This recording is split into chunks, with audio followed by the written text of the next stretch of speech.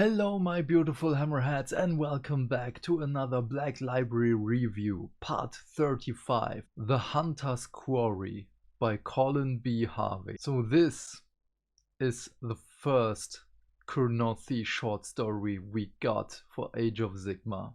And of course the only Kurnothi we know as of right now is Kulathis the Exile in the Cursed City Bog. And this is her origin story. So there is everything we need to know about her, and we already know from her war scroll that she's from the Wald Enclave. I don't know what it's called again, but the subfaction that Chadukar the Wolf, because back then he was just the wolf, invaded with his soul blight vampires and zombies and skeletons and Kozagi Night Guard and what else. And yeah, basically just destroyed the Kurnothi society in Wald. Being overwhelmed, the Kurnothi, well, they did the right thing. They just left because survival is by far more important. However, Kulathis and two other Kurnothi are of a different mindset.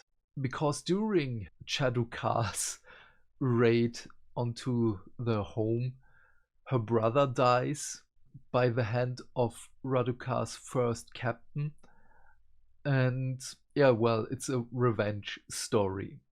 The other Kurnothi by her side was his best friend, and the other Kurnothi was maybe a love interest for Kulathi's brother.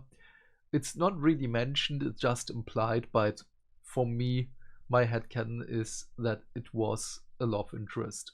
Their little quest is to kill the first captain who has made a home for himself with other vampires in, the Kurnothi home. Being exiled, all three Kurnothi are exiled, by the way, because the elders did not want them to fight for their home in Wald, because they're going to make themselves another home somewhere else. And the elders are afraid that the vampires are, when someone attacks them, that they want revenge and are tracking back the Kurnothi.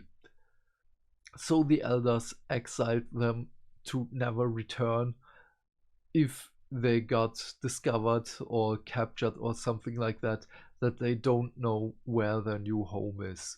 For a revenge story, it is pretty enjoyable.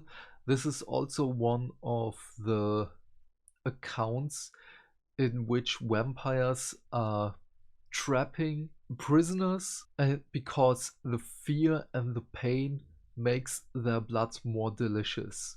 It's of a greater vintage, as to say. We had another short story in which this is mentioned, so yeah, don't be scared so that your blood isn't as tasty to them, I don't know. But yeah, I liked her origin story. It is pretty enjoyable. There isn't much fighting in it, luckily, but it's very, very short. It's about 21 or 22 pages, so if there would be much fighting, this would have been bad. However, this is the first Wood Elf short story we have, and I'm so happy about this. So from my scale, from burn it to devour it, I say read it if you are into Kurnothi, Wood Elves and the whole Cursed City thing.